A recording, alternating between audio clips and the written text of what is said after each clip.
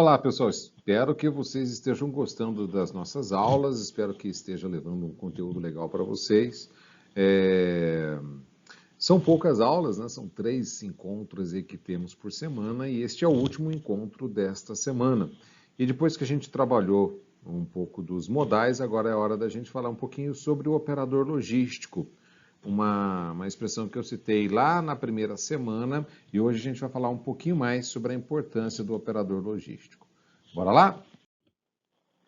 O operador logístico é um prestador de serviço tradicional, né? Então ele oferece serviços que a gente chama de genéricos, né? Mais conhecidos como commodities, dentro da área logística.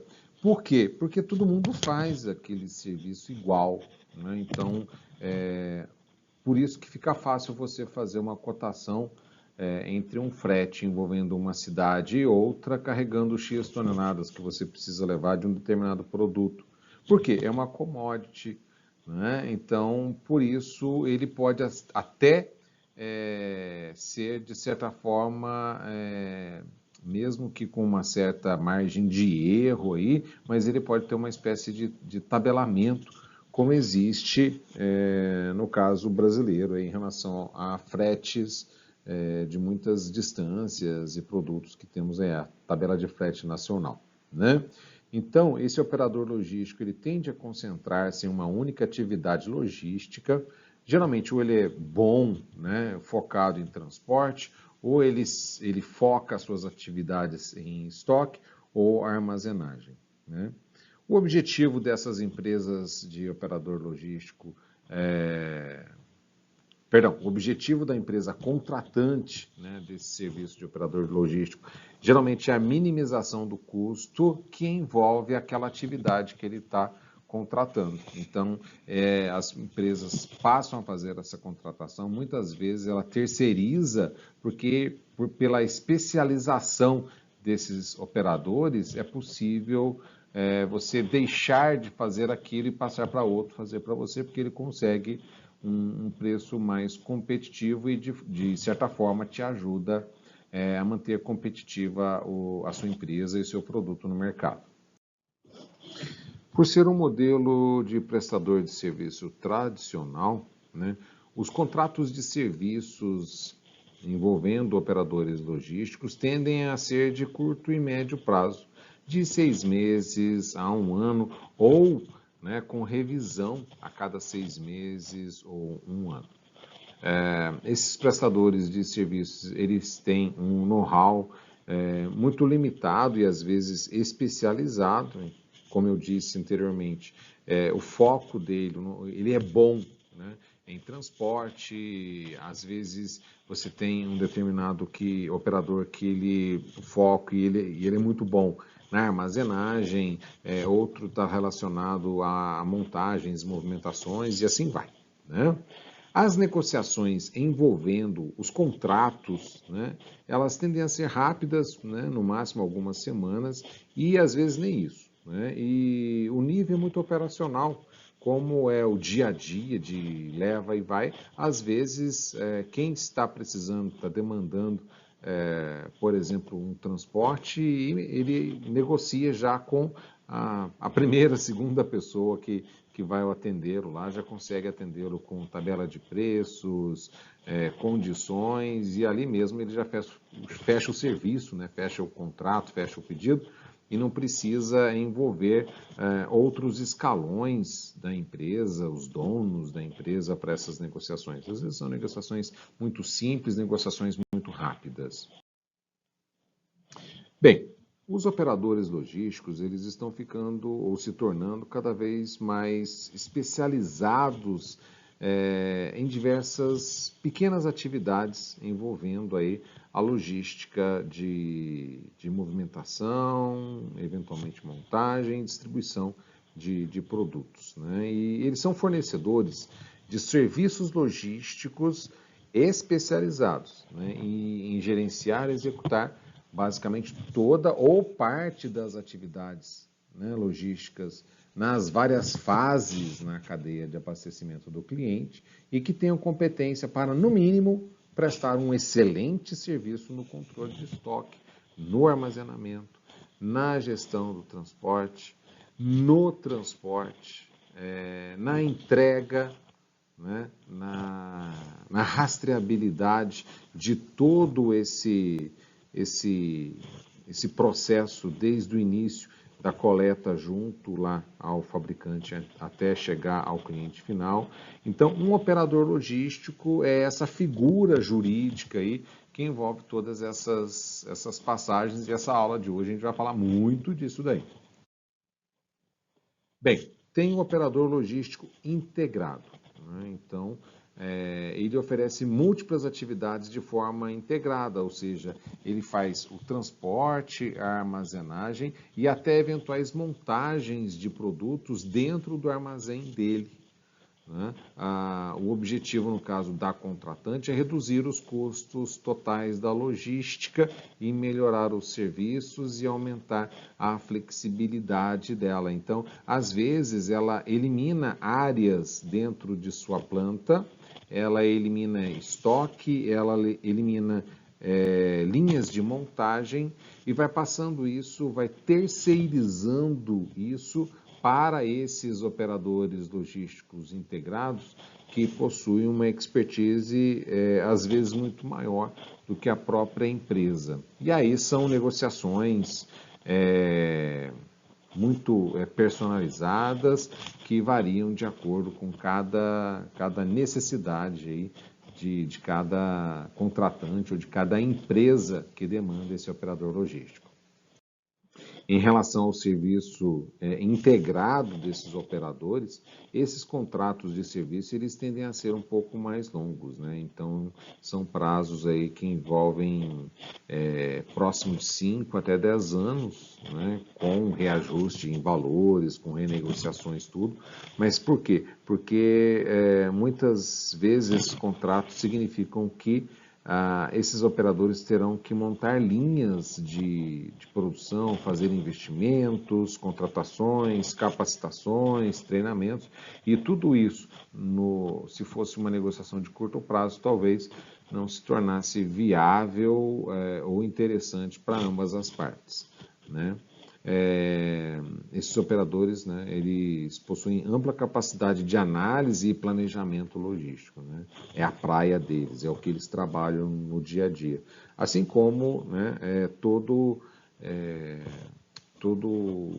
passo a passo que envolve trazer para esses operadores possíveis operações de empresas, como eu disse, montagens de kits, etc. Bem, os objetivos dos operadores logísticos são nada mais do que economizar custos para as contratantes, para as empresas, e otimizar ali os desafios de logística, tudo que envolve a logística, que a gente já vem falando desde semana passada para cá, de modo a garantir mais qualidade aos clientes e fornecedores e, acima de tudo, aumentar a satisfação dos consumidores e, consequentemente, a satisfação de seus contratantes.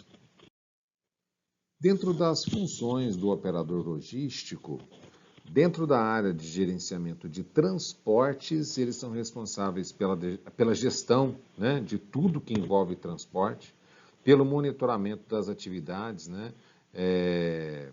que devem atender aquilo que foi estabelecido de acordo com o contrato feito para elas dentro, né, desse transporte. Aí eu falo de rastreabilidade, informação, segurança no transporte, etc.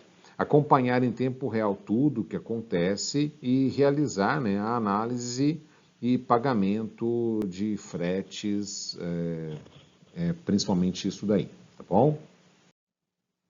Dentro da linha do controle de estoque, cabe aos operadores logísticos a emissão de relatórios sobre o estoque, né, em que nível estão esses estoques.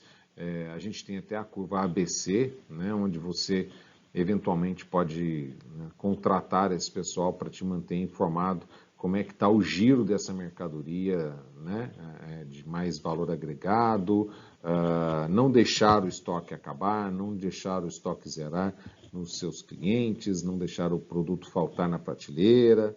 Então, ajudar também o cliente a realizar uma gestão de estoque eficiente, manter o cliente informado sobre o giro das mercadorias. Então, você passa essa informação não só ali para a sua contratante, mas também para adiante, né, para o cliente também, ajudando ele a gerir melhor o seu negócio.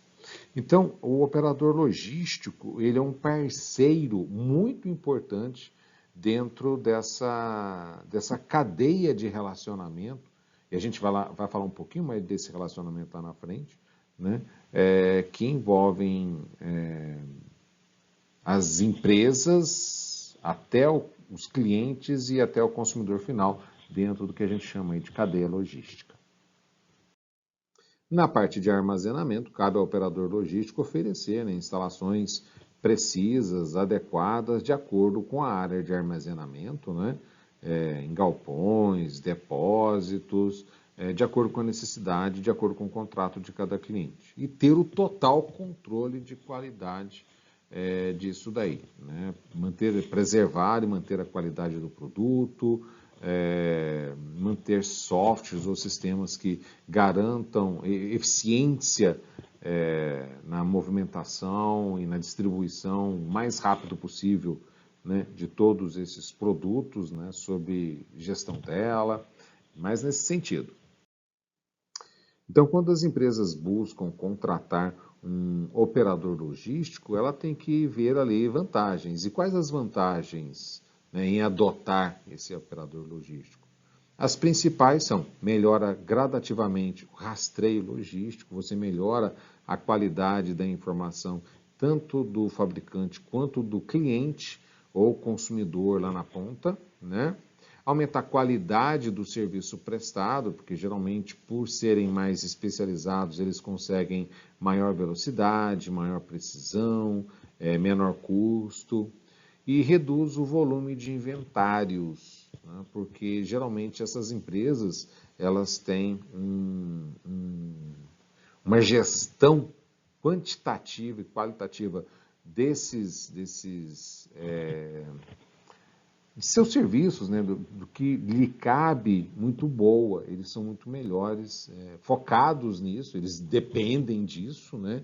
Então, isso diminui aquele custo com o inventário e toda aquela parada para contagem de mercadoria. Para quem não sabe o que é o inventário, é quando, por exemplo, uma loja para ali para...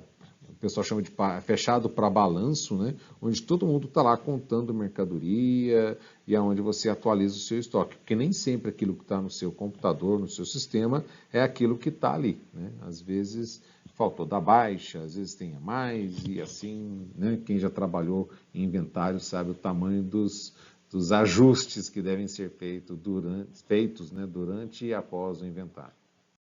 Agora eu vou trazer para vocês, né, para quem se interessa um pouco mais, alguns tipos de operadores logísticos. Aqui eu vou usar uma nomenclatura que é utilizada na logística, tá? Que seriam, aqui ó, First Party Logistics, né, ou logística de primeira classe, né? Então, perdão aqui de usar esse inglês aqui, mas é só para vocês, né, saberem que tem esse termo aí, né? Então, os operadores logísticos de primeira classe são aqueles responsáveis pela distribuição dos produtos do fabricante. Então, geralmente a empresa já possui os equipamentos de armazenagem próprios e cabe a esse operador logístico o quê? Somente fazer a distribuição dele. Existem aqueles de segunda classe, né? Então, nesse estágio aqui, o operador logístico cuida do transporte e também do armazenamento desses produtos, né? Então, são CDs terceirizados, né? Muitas cidades grandes próximas, de repente, de alguns de vocês podem ter esses CDs, e costumam ser operadores nacionais que se encarregam de atuar nesse processo, tá bem? Já os de terceira classe, eles trabalham também com o fornecimento de material e se encarregam de cuidar da parte do transporte e do armazenamento, né? Então, à medida que vai subindo aqui as classes, vão subindo as responsabilidades desses operadores. O de quarta classe, eles atuam como otimizadores da cadeia de suprimentos, né? E eles, né, trabalham aí fazendo um elo com a terceira classe e criando ali as interações entre si. Então, esse daqui já é um passo mais estratégico. Então, é quando você utiliza o seu operador logístico como uma arma estratégica e você, na sua contratação, não trabalha só com uma, duas ou três atividades terceirizadas junto a eles, mas também eles começam a ajudar a empresa trazendo informações estratégicas, né, para melhoria e para o aprimoramento ali de toda essa cadeia de suprimentos que essa empresa que é contratante, né, possui. Um operador de quinta classe, por exemplo, né, ele se encarrega da gestão, né, da cadeia de suprimentos como um todo, né, do cliente dele. Né? Ele faz a aquisição, ele compra, né, recursos, ele transforma, né, a matéria-prima, ou seja, ele cuida também da parte de operações e processos, ele faz o armazenamento, ele distribui, ele trabalha com entregas urgentes, ele trabalha também em serviço de pós-venda e trabalha inclusive ali a gestão de devoluções. Né? Então, aqui a gente está falando de empresas que praticamente pegam toda uma linha de produção, de gestão, de uma marca e começam a trabalhar aquela marca dentro de um país, dentro de uma região. E por último, dentro desses tipos de operadores logísticos, a gente tem um modelo que anda surgindo recentemente, que é o de sexta classe. Né? Então, ainda em fase de aprimoramento, né, o 6PL, ou né, de sexta classe aqui, é uma solução de gestão da cadeia de suprimentos totalmente integrada e parcialmente automatizada. Ela é monitorada por uma inteligência artificial, né? Então aqui a gente está falando da utilização dessas novas soluções de processamento com utilização da AI, né? Enquanto o conceito ainda está na teoria, é evidente que a aplicação da inteligência artificial ao longo da cadeia de suprimentos está sofrendo incrementos tecnológicos enormes a cada momento. O que quer dizer isso daqui? Né? Hoje em dia, o pessoal está começando a utilizar a inteligência artificial para sugerir estoques, para sugerir promoções. Então, é como se fosse a contratação dessas inteligências artificiais por parte de grandes fornecedores como que eu posso citar aqui? A IBM, ela tem a sua inteligência artificial, o Google, de certa forma, e outros, né? A Amazon, ela tem inteligência artificial dela. Então, o que o pessoal faz? O pessoal começa a jogar ali dentro do processamento, dentro do sistema, coloca essa inteligência artificial observando aquilo ali. De certa forma, ela vai buscando outras informações do mercado e ela vai começando a auxiliar a gestão dessa cadeia logística. Né? Vamos citar um exemplo aqui, ó. Uma inteligência artificial incorporada ao sistema de um operador logístico pode monitorar praticamente toda a cadeia de suprimentos usando tendências, padrões de compras e modelos de previsão baseados nas informações coletadas ao longo da cadeia. Ela pode, inclusive, ordenar automaticamente a produção de mercadorias, enviar instruções sobre entregas de mercadorias ou destacar a ocorrência de alguma anomalia que esteja ocorrendo. Né? Esse nível de processamento ou de utilização de uma inteligência artificial é o que a gente chama de substituição do nível tático existente nas empresas. Hoje, né, vamos colocar lá no passado a automação e os computadores, eles vieram substituir aqueles serviços repetitivos. Hoje em dia, essa inteligência artificial, ela está vindo substituir o processamento e a tomada de decisão de muitos profissionais. Então, eu estou falando de supervisores e gerentes e uma linha grande aí de analistas, né? Então, eu diria que algumas empresas, elas estão